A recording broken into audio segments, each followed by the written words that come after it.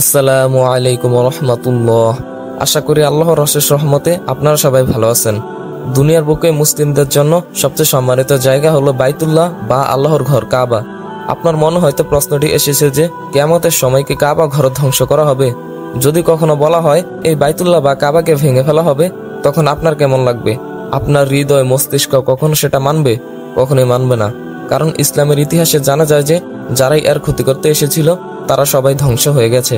কিন্তু সত্য হলো এই কাবাকে ভাঙা হবে, কিন্তু সেটা কিভাবে আর কেন আল্লাহ তার পবিত্র ঘরকে ধ্বংস করবেন?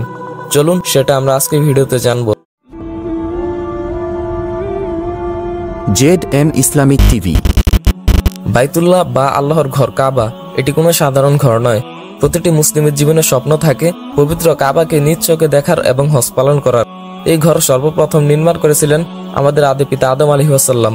এরপর ধারাবাহিকভাবে ইব্রাহিম আলাইহিস-সালাম থেকে আমাদের শেষ নবী রাসূলুল্লাহ সাল্লাল্লাহু আলাইহি ওয়াসাল্লাম বিভিন্নভাবে নির্মাণে কাজ করেছেন। নবী করিম সাল্লাল্লাহু আলাইহি ওয়াসাল্লাম এটিতে বসিয়েছেন জান্নাতি পাথর হাজরে আসওয়াদ। লক্ষ কোটি মানুষের হৃদয়ে লালিত এই কাবা ঘরকে কিয়ামতের আগে ধ্বংস করা হবে সে সম্পর্কে হাদিস শুনে নেই। আবু হুরায়রা রাদিয়াল্লাহু তাআলা আনহু থেকে বর্ণিত, আবিসিনিয়ার এক ব্যক্তি কাবা ঘরকে ধ্বংস করবে। সেই ব্যক্তির পায়ের গোছা ছোট ছোট হবে। রাসূলের যুগে প্রচলিত আবিসিনিয়া নামক দেশটির বর্তমান নাম ইথিওপিয়া। এটি আফ্রিকা মহাদেশে অবস্থিত একটি দেশ। ইথিওপিয়া সেই ঐতিহাসিক রাষ্ট্র যেখানে মুসলমানরা মক্কার কুরাইশদের অত্যাচারে অতিষ্ঠ হয়ে প্রথম হিজরত করেছিল। রাসূলুল্লাহ সাল্লাল্লাহু আলাইহি ওয়াসাল্লাম হযরত আলী রাদিয়াল্লাহু তাআলা আনহু এর বড় ভাই জাফর ইবনে আবু তালিব রাদিয়াল্লাহু তাআলা আনহুকে ৮০ জন মুসলমান সহ ইথিওপিয়ার হিজরতের নির্দেশ দেন। বর্তমানে ইথিওপিয়ার মোট জনসংখ্যার ৬২ ভাগ খ্রিস্টান ও ৩২ ভাগ মুসলিম। তবে যখন কাবা গৃহ ধ্বংস করা হবে তখন আবিসিনিয়ার বর্তমান নাম ইথিওপিয়া অক্ষত থাকবে নাকি এই রাষ্ট্র অন্য কোনো শক্তিধর রাষ্ট্রের অধীনে থাকবে সেটা এখনো বলা সম্ভব নয়।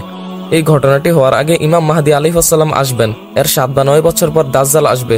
এরপর ঈসা আলাইহিসসালাম এসে দাজ্জালকে হত্যা করে সারা বিশ্বে খিলাফত কায়েম করবেন। এবার আসা যাক আল্লাহ কেন তার পবিত্র ঘরকে ধ্বংস করবেন। মূল কারণ তো আল্লাহ তাআলাই ভালো জানেন। তবে বিজ্ঞ হক্কানি ওলামা শায়েখগণ কিছু কারণ ব্যাখ্যা দিয়েছেন। যেমন মুসলিমদের পরীক্ষা নেওয়ার জন্য আল্লাহ তাআলা কাবা ঘরকে ধ্বংস করবেন। মুসলিম তা নিজ চোখে দেখতে পাবে কিন্তু কিছুই করতে পারবে না।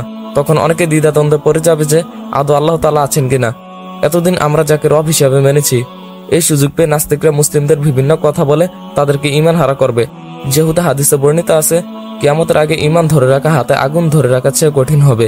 আরেকটি কারণ হলো ঈসা ইবনে মারিয়াম আলাইহিস সালামের মৃত্যুর পর মানুষ এত পরিমাণে জাহেল হবে যে তারা নামাজ, রোজা, হজ, যাকাত সহ প্রায় সকল ধরনের ইবাদত করা ছেড়ে দিবে।